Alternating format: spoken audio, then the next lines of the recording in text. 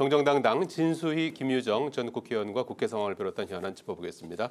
안녕하십니까? 네, 안녕하세요. 자, 22대 국회 오늘 아직 개원식 하려면 조금 있어야 되겠지만 임기가 시작된 첫날 국민의힘은 워크숍을 이제 떠나는 것 같고요. 민주당은 잠시 2시에 의총을 엽니다. 그래서 1호 법안을 정한다고 합니다. 그래서 해병대원 특검법 그리고 민생회복지원금 지원을 위한 특별법을 이제 1호 법안으로 이렇게 이제 당론으로 정할 것 같은데 말이죠. 약간 내용이 수정이 된 것 같아요.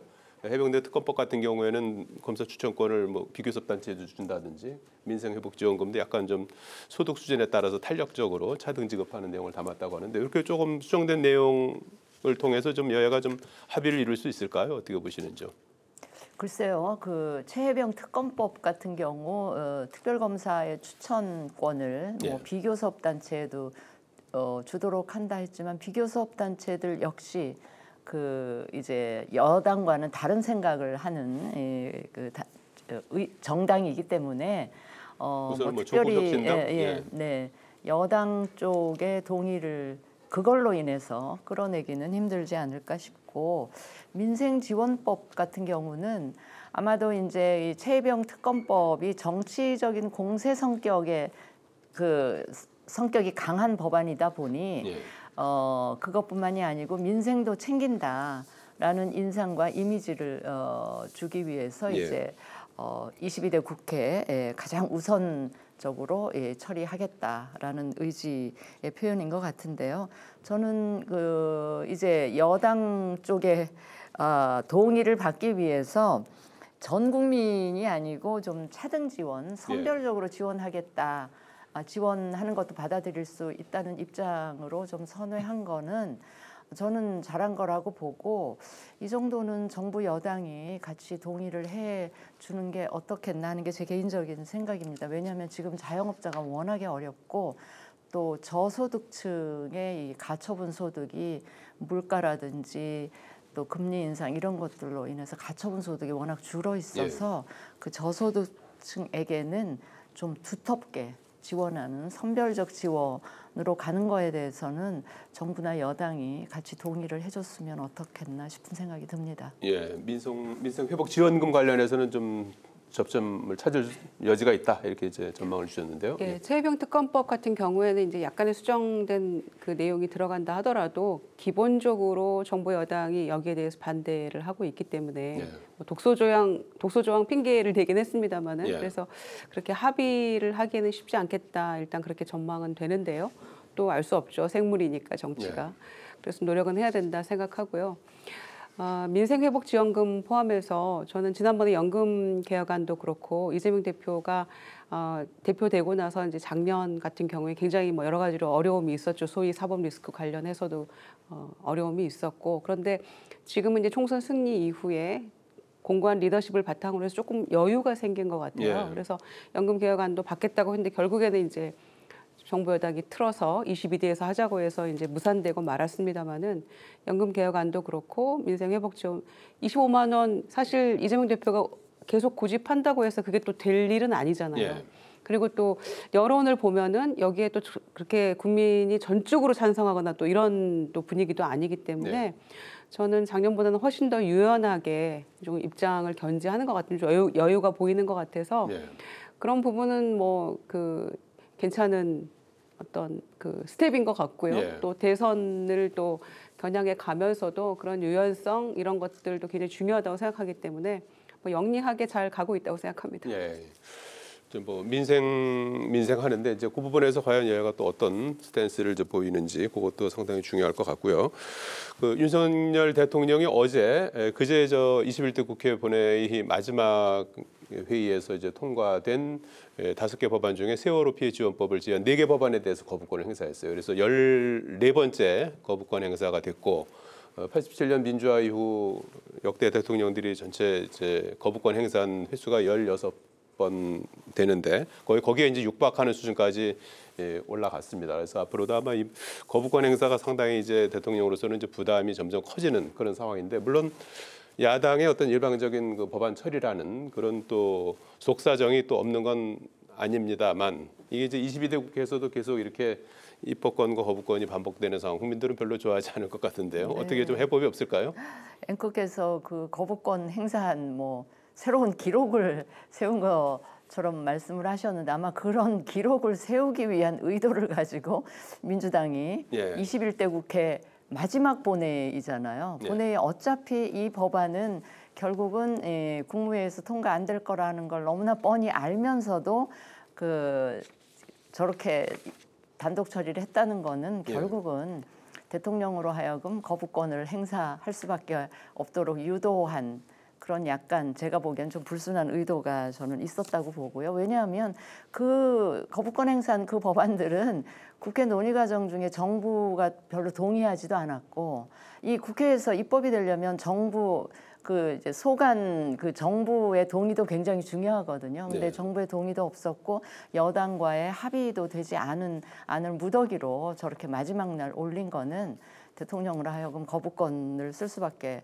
없게 만드는 그런 의도가 있었지 않나 싶은 생각이 들고요. 아까 예. 우리 김유정 의원님께서 이재명 대표가 조금 여유가 생긴 것 같다라고 말씀을 하셨는데 그게 다른 여유가 아니고 제 기대사항은 그냥 이 총선 압승으로 이제 명실상부하게 국정 운영의 한 축을 담당하게 됐다는 그런 책임감에서 비롯된 것이었으면 좋겠다 하는 기대를 잠시 해봤습니다. 예, 책임감도 좀 느껴야 된다 이렇게 주문을 해주셨는데요.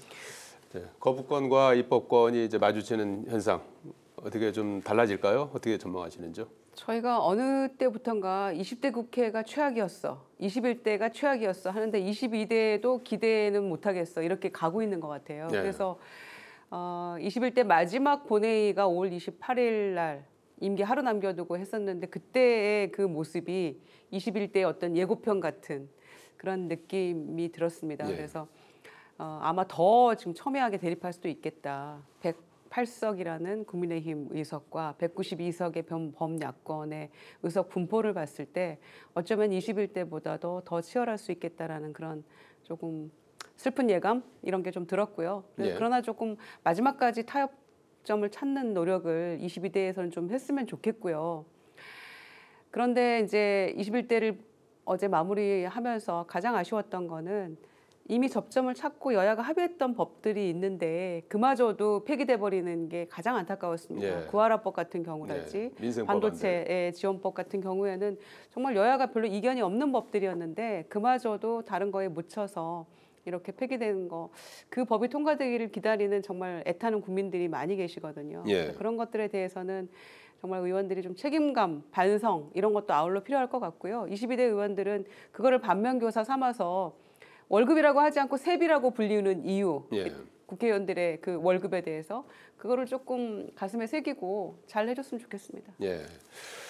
자, 저 폐기된 민생 법안 이 부분도 이제 22대 국회가 시급하게 또 해결해야 네. 될 근데요, 급선무가 제가 우리 예. 김유정 의원님 예. 그 21대 국회 마지막 본회의 그 장면이 22대 국회의 예고편을 보는 것 같다라는 그 표현이 굉장히 절묘한 표현인 것 같아요. 예. 그런데 이제 그렇게 되지 않으려면 제가 이 후배 의원들한테 드리고 싶은 말씀이 여당이든 야당이든 서로 상대방만 보면서 정치하지 말고 여당은 야당만 바라보면서 저 야당의 길을 꺾어야 된다. 네. 야당은 또 어떻게든 이 여당하고 싸워서 이겨야 된다는 이런 서로를 쳐다보는 정치가 아니고 국회의원들 입만 열면 이제 국민 얘기하잖아요. 네. 국민을 바라보는 정치를 하다 보면 여야 간에 협치를 안 할래야 안 할 수가 없는 상황이 되기 때문에 아까 앵커께서 거부권 행사와 그 다수당인 야당의 단독 처리가 계속 맞부딪히는 그거를 좀 극복할 수 있는데 도움이 되지 않을까 그런 생각을 했어요. 서로만 바라보지 말고 예. 오로지 국민만 바라보면 예. 서로 협치를 안 할 수가 없을 것 예. 같다. 네. 국민들께서도 또 좀 날카롭게 또 정치권을 좀 지켜봐야 될 것 같습니다.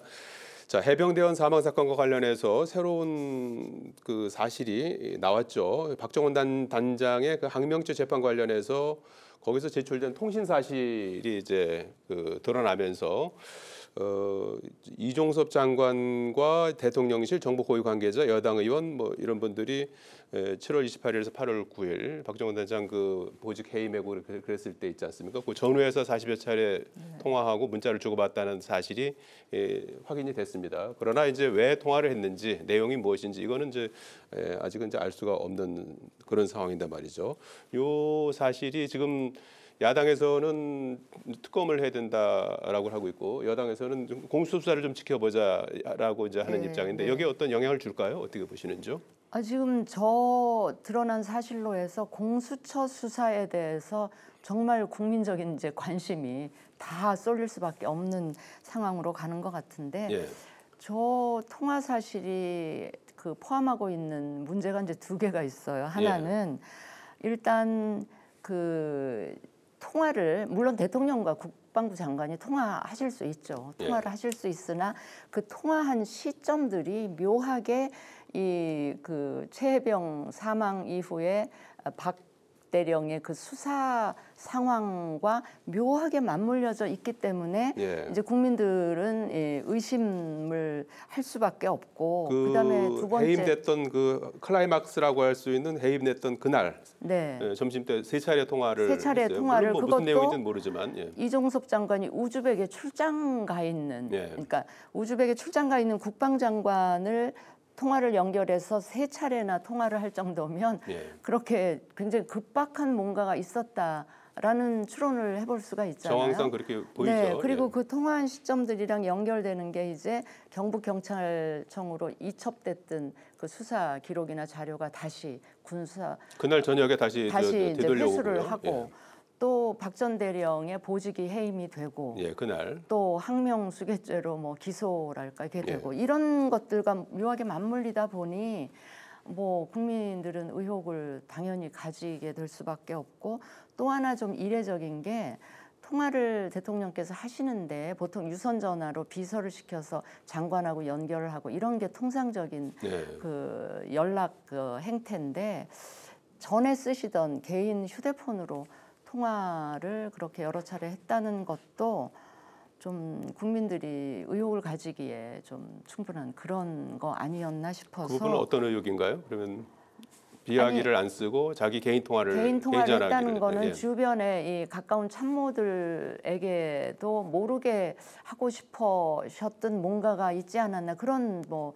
의혹을 가질 수밖에 없기 때문에 이제 그러다 보니 이제 특검법은 무산이 됐고 당연히 이제 공수처 수사에 대해서 국민들이나 온 언론의 관심이 쏠릴 수밖에 없는 지금 상황이 만들어져 있다 이렇게 생각합니다. 자, 뭐 이렇게 이제 뭐 정황이지만 그런 의혹이 좀 더 좀 커진 그런 상황에서 뭔가 좀 설명이 있어야 된다 이런 얘기도 나오는 것 같은데요. 그렇죠. 늘 부족한 게 설명입니다. 김건희 여사가 다시 그 국민 앞에 등장할 때도 아무 설명이 없었잖아요. 도대체 왜 그동안에는 모습을 나타내지 않았는지, 왜 갑자기 다시 국민 앞에 나타났는지 아무 설명이 없는 것과 마찬가지로 이 건에 대해서도 지금 대통령이 이제 12시 7분부터 시작해가지고 8월 2일 날 세 차례 통화를 했다는 거 아닙니까? 그런데 대통령실에서는 대통령이 국무위원과 통화하는 건 매우 일상적이고 자연스러운 일이다 이렇게 설명을 하고 있어요. 그러면은 그 시점 전 그리고 지금 현재 이후에도 장관과 그렇게 자연스러운 통화를 많이 했었는지도 궁금해요. 그런 것도 좀 밝혀야 될 부분인 것 같고 당시에 이종섭 장관이 우즈베키스탄에 출장 가 있었고 타슈켄트하고 그 우리나라하고 시차를 보니까 4시간이 늦어요. 그걸 따져 보니까 낮 12시 7분에 최초에 통화를 했다면 거기는 아침 8시 몇 분이지 않습니까? 그러면은 무슨 다급한 일이 그렇게 있길래 출장 가 있는 장관과 낮에 그렇게 통화를 여긴 낮 시간이고 거기 아침 8시 몇 분이니까 세 차례 8시 몇 분에 전화를 받은 거잖아요. 여긴 점심시간이고요. 여긴 점심시간이고 거기는 아침 8시 7분부터 3번 받은 건데 그게 일상적인 통화라고 할 수 있을까요? 저는 매우 어색하고 비상식적인 통화다. 그런 생각이 우선 들었고요. 그리고 그날 있었던 일련의 정말 그 말 안 되는 상황들이 벌어졌기 때문에 당연히 의심할 수밖에 없다. 이거는 매우 조직적으로 그냥 개입이 된 거 아니냐. 대통령과의 비단 통화뿐만이 아니라 이종석 장관이 7월 28일부터 8월 9일 날 국방부 조사본부에 이 건이 넘어갈 때까지 40여 차례 경호처장, 총리, 장관들 뭐 다 통화했다는 거 아닙니까? 국민의힘의 군 출신 의원들과도. 그러니까 이게 도대체 무엇인지에 대한 설명이 있어야 되고요. 두 번째는 대통령이 기자회견 하실 때 수사가 미진하면 공수처 수사를 보고 미진하면 내가 먼저 특검해달라고 요청하겠다. 그래서 공수처가 잘해야 됩니다. 잘해야 되는데 대통령 폰 압수수색 해야죠. 대통령 수사하고. 그거 지금 통화한 내용이 다 들어있을 텐데 그거를 압수수색해서 수사하지 않는다면 이거는 첫 번째로 공수처 수사가 제대로 되지 않고 있다라는 반증이 되기 때문에 특검으로 바로 가야 되는 거죠. 그러니까 저는 그 두 가지 점을 우선 말씀드리고 싶고요. 누가 봐도 석연치 않은 대통령과 국방장관의 통화를 그 자연스러운 통화라고 그렇게 각색하는 모습이 오히려 더 석연치 않다 생각합니다. 네, 뭔가 좀 해명이 필요한 대목이다. 공수처가 조금 더 좀 수사를 속도를 내야 되는 그런 상황인 거죠. 그거 안 하면 제대로 한 거 아니지 않습니까? 네. 자, 민주당이 지금 국회의장하고 원내대표 선출할 때 지난번에 상당히 그 격하게 비판의 목소리를 한번 내주셨는데 권리당원 투표 결과를 20% 반영하는 쪽으로 추진한다고 합니다. 이렇게 되면 뭐 당 대표라든지 권리당원의 영향력이 이제 커질 수밖에 없는 건데. 그러면 또 일각에서는 어떻게 그 국회의장마저 특정 정당 당원들에게 그걸 권한을 주느냐 이제 이런 또 우려의 목소리도 나오는 것 같은데요. 그러니까요. 대한민국의 174석 무려 과반을 훌쩍 넘는 의석을 가진 원내 일당에서 이런 황당하다 못해 기괴한 발상이 나오고 그걸 적극적으로 토론하고 있는 이 민주당을 보면서 제가 아연실색할 수밖에 없는데요. 아니 그 당내의 당직은 당원들의 의견 반영해서 뽑든지 말든지 그거는 민주당에서 알아서 할 일인데 국회의장은 그 국회직이잖아요. 국회직인 국회의장의 활동과 관련한 모든 비용은 다 국민 세금으로 조성된 국회 예산으로 그 쓰게 되는 겁니다. 그런 국회의장을 뽑는데 어느 특정 정당의 당원들의 당심이 반영된다? 이거는요 있을 수 없는 일이고 국제사회에서도 저는 비난거리가 될 수밖에 없고 저거는요 제가 보기에는 굉장히 독재적인 발상에 다름 아니다. 문제는 이제 그 민주당의 소위 말하는 그 당원들 아마 강성 당원들의 그런 성화에 못 이겨서 저러는 것 같은데 생각을 해보십시오. 민주당에 지금 뭐 200만이 넘는 뭐 240만 정도의 당원들이 있다 그러는데 그 당원들 가운데 정말 목소리 큰 강성 당원들의 비율이 어느 정도 될지. 그러니까 민주당에서 뭔가 이 의사결정을 할 때 가끔 전당원 투표라는 걸 합니다. 근데 전당원 투표의 투표율이 굉장히 낮아요. 그 투표에 참여하는 사람들이야말로 아주 목소리 큰 강성 당원들인데 그 소수의 강성 당원들이 결정하는 그 내용대로 민주당 운영을 하고 그걸 국회까지 연결시키겠다. 이거는 도저히 있을 수 없는 얘기고요. 그러면 저는 국고보조금도 민주당은 받을 자격이 없다고 보고요. 그거 말고 또 하나 어제 결정되는 것 중에 하나가 당론으로 정한 그 당론에 반대하는 그런 의원들이 있다면 그 다음 선거 공천에서 배제하겠다. 이런 반헌법적인 발상이거든요. 왜냐하면 우리나라 대한민국 헌법 46조 2항에 분명히 대한민국 국회의원은 양심에 따라 직무를 행한다 되어 있습니다. 알겠습니다. 근데 그거를 그 소위 어느 특정 당의 당규가 헌법까지 무시하는 이런 거는 도저히 민주국가에서는 있을 수 없는 그런 일을 지금 민주당에서 하겠다는 거기 때문에 저는 이거는 국민들이 의사표현을 해야 된다고 생각을 합니다. 이게 뭐 이런 일련의 흐름들이 결국 실행될까요? 어떻게 전망하시는지요? 8월 말 전당대회 앞두고 당헌당규 개정 작업 중에 있는 거죠. 시작인 건데 무엇을 위해서 이렇게 하는 거를 생각해 봐야 된다고 봅니다. 결국에는 정당이라는 게 집권하기 위한 일련의 과정을 대선까지 하고 있는 거잖아요. 그런데 상식적이고 합리적인 일반 국민들의 시각에서 과연 이렇게 하는 것이 잘하고 있네 이렇게 판단하실까요? 그래서 저는 좀 더 심사숙고했으면 좋겠고요. 특히 당론으로 정했는데 소신껏 투표하는 거, 국회법에는 양심에 따른 자유투표로 규정을 하고 있어요. 예. 그리고 지금까지도 당론으로 정했지만 충분히 당론을 존중하면서도 내 양심과 소신에 비추어 도저히 안 되겠다고 하면 반대 투표를 하고 했었거든요. 예. 본회의장에 앉아서. 예. 그런데 그것마저도 올가맨다고 하면은 저는 이 모습을 보면서 우리가 무엇을 위해서 이렇게 하는가 다시 한번 돌아봐야 되고 결국에는 여러 가지 어려움이 올 수도 있겠다. 이걸 합리적으로 판단하지 않는 국민들은 오히려 민주당에 대해서 굉장히 실망하게 될 것 같습니다. 예. 정권 창출이 목표라면 아마 그의 어떤 그 부합하는 일인지를 한번 좀 진지하게 고민해봐야 된다. 이렇게 조언을 주셨습니다. 오늘 말씀 여기까지 듣겠습니다. 네. 고맙습니다. 고맙습니다.